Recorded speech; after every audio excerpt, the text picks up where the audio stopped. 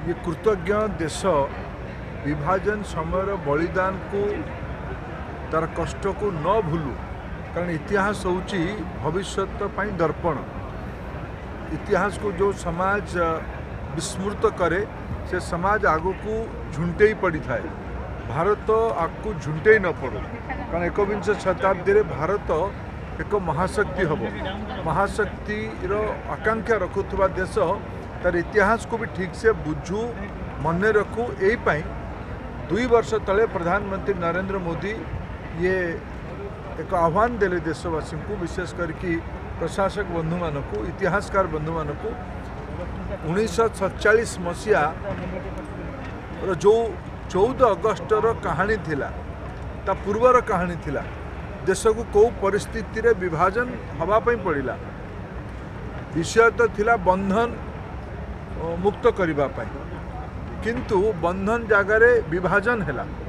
बंधन हटेवा बदल रे विभाजन करागला देश को से समय नेतृत्वर भूमिका कौन थिला से समय नेतृत्व कौ कारण या करने पड़ा ब्रिटिश मानकर डिवाइड एंड रूल पॉलिसी रो उद्देश्य कौन थिला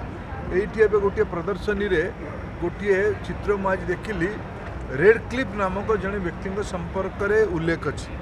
आम समस्त जो मैंने इतिहास भूगोल छात्र रेड क्लिफ बाउंड्री मैंने आम विभाजन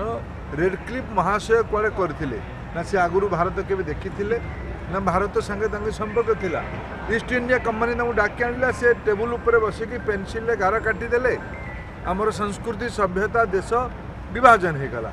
विभाजन केवल है नहीं रक्ताक्त है क्षत है कष्ट देला ये सब को आज नुआ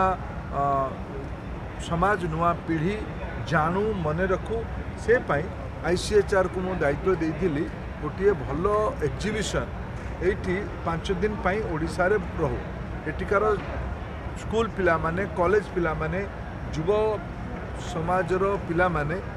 और समाजर नागरिक माने भी याकू देखंतु बुझंतु या द्वारा इतिहास को पढ़ेबार इतिहास को बुझेबार एक अवसर मिले विभीषिका संपर्क में लोकों को सचेतन करेबा केवली भाव में मानववाद हत्या होता 1947 देश स्वाधीन हवा पूर्वर तार चित्र गुड़िक एवं तार इतिहास संपर्क में आज यहाँ रही मन पकेवा आवश्यकता ये दृष्टि अच्छी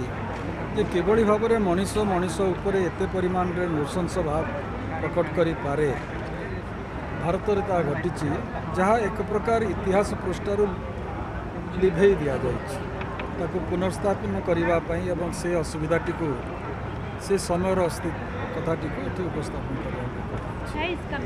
सी मेन पर्पस ये है कि ये जो एक नैरेटिव है भारत का जो विभाजन हुआ 1947 में इसके नैरेटिव में से बहुत इम्पोर्टेंट पार्ट्स को छिपा दिया गया। ये लगभग कहें तो देश के इतिहास की सबसे प्रसिद्ध सबसे महत्वपूर्ण घटना ये मानी जाती है। एक अखंड भारत जो सदियों से हज़ारों साल से जिसको श्री अरबिंदो ने अनेक लोगों ने बाल गंगाधर तिलक ने बंकिम चंद्र ने विवेकानंद जी ने कहा एक अखंड भारत है। तो दुनिया को आश्चर्य 1947 में ये हुआ कि हमने आज़ादी तो स्वीकार की पर स्वीकार किस कीमत पर की वो कीमत बहुत भारी थी। और कुछ लोगों ने तो ये कहा कि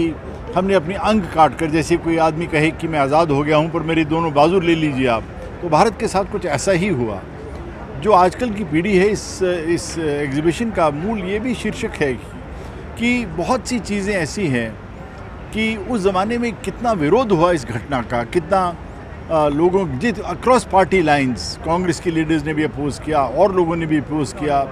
जनमत नहीं था। सबसे बड़ी बात यह है कि एक ऐसा निर्णय था, 2 भाइयों का भी बंटवारा होता है तो 4 लोग बैठकर करते हैं। यहाँ एक दसों हज़ार साल प्राचीन देश को उठाकर 4 दिन की बात कर और इसका विभाजन कर दिया। तो ये जानना बड़ा ज़रूरी है आजकल की पीढ़ी के लिए कि इस देश को स्वीकार नहीं था, उस देश ये जनमत नहीं था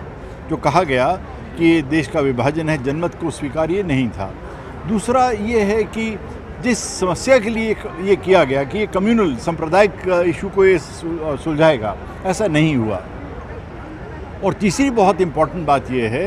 कि ये कहा जाता है कि ये तो अंग्रेज़ों ने कराया। देखिए, अंग्रेज़ों ने 1945 को अगर आप देखते हैं तो इंग्लैंड जो है वो लगभग समाप्त हो चुका है। आप जानते हैं कि दूसरा विश्व युद्ध दूसरा विश्व युद्ध समाप्त हुआ 1945 में, और इंग्लैंड की जो आर्थिक स्थिति है, राजनीतिक स्थिति, वो तो स्वयं को नहीं संभाल पा रहा था। हमने, हमारे लीडर्स ने जाकर उनको कहा कि आके हमारा विभाजन करिए। 1945 के अंदर विश्व को सारे जो विभाजन हो रहा था, छोटे छोटे देश बन रहे थे, भारत का विभाजन भी ऐसे किया गया जैसे कि हम तो इंग्लैंड से कई गुना बने पड़े थे। ये प्रश्न उठना शुरू हो गया है आज कि हमने इंग्लैंड को, वहाँ के लीडर्स को अधिकार क्यों दिया। ये बात स्वतंत्रता संग्राम हमारे वीरों ने किया 70-80 साल तक, अनेक 12,500 के करीब लोग को गोली मारी गई, जिनको फांसी दी गई स्वतंत्रता संग्राम में। उन 12,500 लोगों का जो बलिदान है, हमने आखिर में जाकर क्या प्राप्त किया। अगर आज़ादी लेनी थी, आज़ादी तो 2-4 साल में वैसे भी मिल जाती। तो ये विभाजन कर कर और फिर आज़ादी को स्वीकार करना, ये मेन स्ट्रीम नैरेटिव यानी मूल कथा का एक महत्वपूर्ण अंग है। तो सर, ये चीज़ अभी सबके सामने लाने की आवश्यकता क्यों? देखिए, ये चीज़ जानना बड़ा, इसी हिस्ट्री के अंदर 2 स्ट्रीम्स रही हैं कि 1947 के बाद एक इस अगर आप देखें 12वीं की कक्षा की जो किताबें हैं, उनको अगर आप देखें कि ये भारत के पार्टीशन का जो विभाजन का जो रूप है, वो 12 यानी 60 अक्षरों में, 12 लाइनों में वो लिखा गया है। जिस देश में लगभग 8, 9, 10 लाख लोग मारे गए हों 6 महीने में, जिस देश में से लगभग 6.5 लाख मुसलमान छोड़कर गए, लगभग 6.5 लाख हिंदू और सिख सिंध से लोग यहाँ आए, विश्व का सबसे बड़ा ये एक तरह से एक माइग्रेशन है। पीस टाइम्स में